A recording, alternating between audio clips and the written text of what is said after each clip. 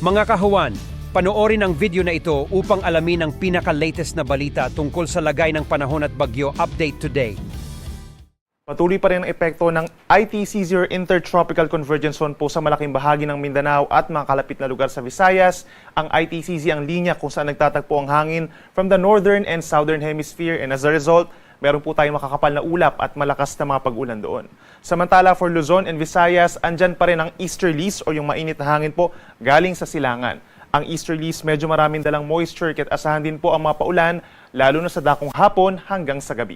At base naman sa ating latest satellite animation, wala pa tayong namamataan na bagyo sa paligid ng ating Philippine Area of Responsibility. Kahapon po, araw ng Miyerkules, nakapagtala pa rin tayo ng matataas sa heat indices. Up to 45 degrees po ang inabot sa may Cuyo, Palawan at 44 degrees naman sa may Dagupan, Pangasinan, Apari, Cagayan, and San Jose, Occidental Mindoro. Sa Metro Manila naman, inabot naman po sa 42 degrees ang Pasay City at 41 degrees naman sa may northern portion of Metro Manila sa may Quezon City.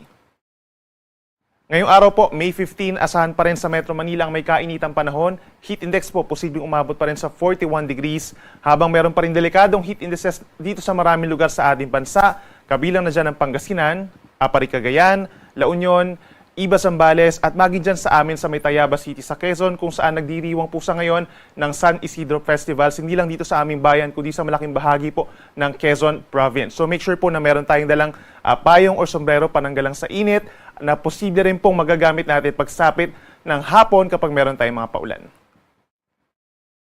Ito naman po yung ating heat index map for today. Maraming lugar pa rin sa mainland Luzon as well as Palawan, Mindoro ang merong mga delikadong heat indices. Gayun din sa may Northern Samar at Panay Island. So paalala pa rin sa ating mga kababayan, stay hydrated at magsuot lamang po ng komportable at manipis na damit lalo na from 10 a.m. hanggang 3 p.m. kung saan pinakamataas ang heat index.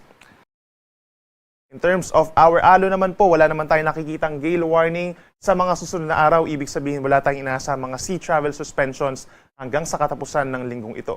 Usually, banayad lamang po yung taas ng ating mga pag-alon hanggang 1 metro sa malayong bahagi ng ating pampang. Pero kapag meron tayong mga thunderstorms, posible lamang itong umakyat sa hanggang 1.5 metro.